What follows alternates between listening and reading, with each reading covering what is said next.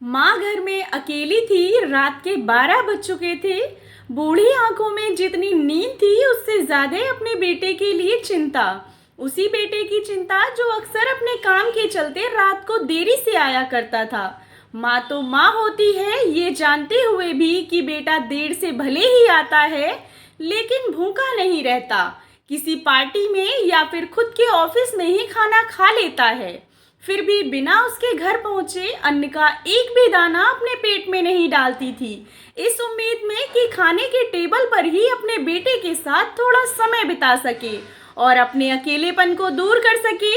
अकेलापन इसलिए क्योंकि इकलौता बेटा अभी कुंवारा और दुनिया को 3 साल पहले अलविदा कह चुके पति, जिनके जाने के बाद बेटे ने उनका कारोबार अच्छे से संभाल लिया और दिन और रात का ज्यादातर समय बाहर ही बिताने लगा। हाँ, एक काम वाली बाई थी जिससे वो थोड़ी बातें कर लिया करती, लेकिन वो बेचारी भी क्या करती, उसे और जगहों पर भी काम पर जाना होता था, इसीलिए वो भी उन्हें ज्यादा समय नहीं दे पाती। अब रात का 1 बज चुका था। माँ अभी भी बेटे का इंतजार कर रही थी कि तभी दरवाजे की बेल बजी। माँ तुरंत उठी और जल्दी से दरवाजा खोला। बेटा फट से घर के अंदर आ गया। माँ ने उसे डांटते हुए कहा, आज फिर से लेट। बेटा चिढ़ते हुए बोला, क्या मुझे शौक है, मीटिंग थी जरूरी। माँ बोली, अच्छा चिढ़ मत, चल खाना खा ले, तेरे पसंद की सब्जी बनाई है। बेटा फिर ऊंची आवाज में बोला, माँ तुमसे कितनी बार कहा है मेरा इंतजार मत किया करो, खाना खाकर सो जाया करो, क्यों खुद को और मुझे परेशान करती हो। बेटे के मुंह से दुर्गंध आ रही थी। माँ बोली, तू पीकर आया है, तुझे शर्म नहीं आती। बेटा चिल्लाकर बोला, हाँ तो कौन सा पाप कर दिया मैंने, चुपचाप खाना खाओ और सो जाओ, आपकी बकवास सुनने के लिए वक्त नहीं है मेरे पास।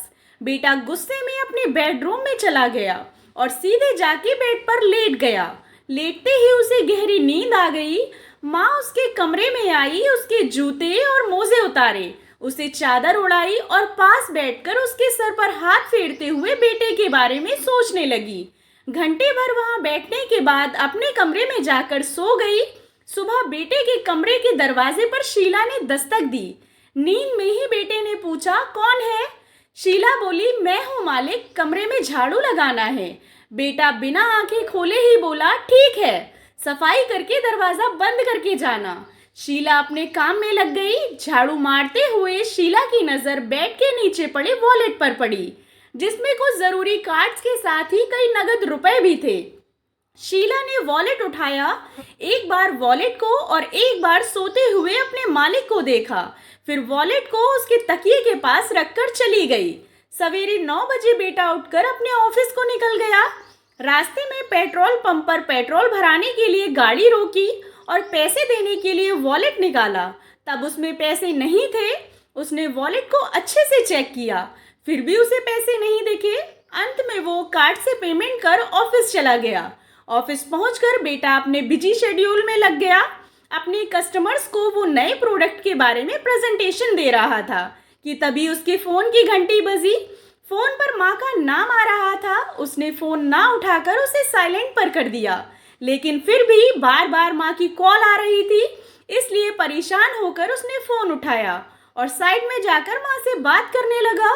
बेटा बोला, क्या करती हो माँ, अगर मैं फोन नहीं उठा रहा तो आपको समझ जाना चाहिए कि कोई जरूरी काम कर रहा हूँ। यहाँ पर मैं बहुत जरूरी मीटिंग में हूँ, मैं आपसे बाद में बात करूँगा। माँ बोल रही थी, बेटा लेकिन एक बार डॉक्टर, पर बेटे ने बिना उसकी पूरी बात सुने फोन कट कर दिया और फिर से अपने काम में लग गया। माँ को जैसे ऐसे बर्ताव की आदत पड़ चुकी थी, फिर भी उसके चेहरे पर दुख साफ देखा जा सकता था। माँ ने शीला को आवाज लगाई और बोली, बेटा थोड़ा रजाई तो उड़ा देना, सुबह से ठंड लग रही है मुझे। शीला ने माँ को रजाई उड़ाई और थोड़ी देर तक उनके पैर दबाती रही। फिर जब शीला जाने लगी तो पूछा, आपको और कुछ चाहिए माँ जी। माँ हिचकिचाते हुए बोली, बेटा मैं जानती हूँ तुम कई और जगहों पर काम करती हो, लेकिन क्या तुम थोड़ी देर और यहाँ बैठकर मुझसे बातें कर सकती हो। शीला बोली, हाँ माँ जी, क्यों नहीं। वो वहीं पर बैठकर माँ से बातें करने लगी। अगले दिन बेटे का पार्सल आया। डिलीवरी बॉय को पैसे देते समय बेटे ने अपना वॉलेट खोला, पर पाया कि इस बार भी वॉलेट में पैसे नहीं हैं। बेटे ने यूपीआई से डिलीवरी बॉय को पेमेंट कर दिया। फिर माँ के पास जाकर बेटा गुस्से में कहने लगा, देखो माँ, इस बार को लेकर यह चौथी बार हो गया है कि मेरे वॉलेट में एक भी रुपया नहीं है। मैं कहता हूँ यह शीला पक्की चोर है। माँ बोली, शीला ऐसा नहीं कर सकती, वह बहुत अच्छी लड़की है। बेटा बोला, उसने तुम्हारे पैर दबाकर तुम्हारे साथ चिकनी चुपड़ी बातें करके तुम्हें अपने जाल में फंसा लिया है, इसलिए तुम्हें वो अच्छी ही नजर आएगी। आज तुम्हारे सामने दूध का दूध और पानी का पानी कर ही देता हूँ। कहकर बेटे ने शीला को आवाज लगाई और वहां पर आने के लिए कहा। मालिक की इतनी ऊंची आवाज सुनकर शीला दौड़ती हुई वहां पर आ गई। उसने तुरंत शीला पर आरोप लगाते हुए कहा, अगर तुम्हें किसी चीज की या पैसे की जरूरत थी तो मुझसे कह दिया होता, मैं तुम्हें दे देता। चोरी करने की क्या जरूरत थी? शीला को पहले कुछ समझ में नहीं आया। फिर जब वह समझ पाई कि उसको चोर कहा जा रहा है, तब वह बोली, मैंने ऐसा कुछ भी नहीं किया है मालिक। अच्छा तो पुलिस बुला लेता हूँ, वही अब सच सामने लाएंगे। बेटे ने गुस्से में कहा। शीला डरते हुए माँ की तरफ देखने लगी।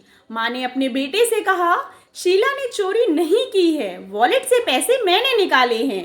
बेटे ने कहा, माँ तुम उसे बचाने की कोशिश मत करो। माँ ने कहा, मैं उसको बचाने की कोशिश बिल्कुल नहीं कर रही हूँ, बल्कि वही कर रही हूँ जो सच है। बेटा आवाज़ थोड़ी धीमे करते हुए बोला, तुम्हें ऐसा करने की क्या ज़रूरत थी माँ? तुम मुझसे बोल देती, क्या मैं तुमको पैसे नहीं देता? तुमसे कुछ भी बोलने के लिए तुम यहाँ पर रहते ही कब हो? जब सामने आते हो तो सोने चले जाते हो, और जब फ़ोन करती हूँ तो बिना बात किए ही फ़ोन काट देते हो। अब तो तुमसे बात करने के लिए भी मुझे तुम्हारे ऑफिस में अपॉइंटमेंट लेनी पड़ती है, तब जाकर मेरा फ़ोन तुम तक ट्रांसफ़र किया जाता है। जितने पैसे घर खर्च के लिए तुम देते हो वह तो घर में ही खर्च हो जाते हैं। उसके अलावा भी कई खर्चे हैं जिनके बारे में तुम नहीं जानते। आजकल मैं कितनी बार बीमार हो जाती हूँ, तब शीला ही मुझे डॉक्टर के पास ले जाती है और मेरी दवाई करवाती है, और तो और बेचारी अपने दूसरी जगहों का काम छोड़कर मेरे कहने पर मेरे साथ समय बिताती है, जिससे मेरा अकेलापन थोड़ा कम हो पाता है। तो मेरा भी फर्ज बनता है कि उसकी एक्स्ट्रा सर्विस के लिए एक्स्ट्रा पैसे दूं, इसलिए मैंने तुम्हारे वॉलेट से पैसे निकाल कर उसे दिए।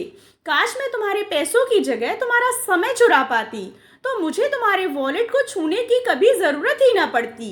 बेटा अपनी माँ की यह सारी बातें सुन रहा था और उसे इस बात का एहसास भी हो रहा था कि पैसों की भाग दौड़ में उसने अपनी माँ को बहुत पीछे छोड़ दिया था। बेटे ने अपनी माँ से माफ़ी मांगते हुए कहा, देखो माँ, मैं समझ गया हूँ कि मैं बहुत गलत बर्ताव कर रहा था आपसे। अब तक जो हो गया मैं उसे तो नहीं बदल सकता, लेकिन इतना वादा करता हूँ कि अब आगे से आपके लिए वक्त ज़रूर निकालूंगा। दोस्तों, हमें कामयाबी और पैसों के पीछे इतना नहीं दौड़ना चाहिए। हम बड़े हो रहे हैं, यह याद रखने की ज़रूरत है, लेकिन यह भी नहीं भूलना चाहिए कि हमारे बड़े अब बूढ़े हो रहे हैं और अब उनको हमारी ज़्यादा ज़रूरत है। आशा करती हूँ आपको कहानी पसंद आई होगी। कहानी पसंद आई हो तो चैनल को सब्सक्राइब करें और कहानी को लाइक एंड शेयर करें। कहानी सुनने के लिए आप लोगों का बहुत बहुत धन्यवाद।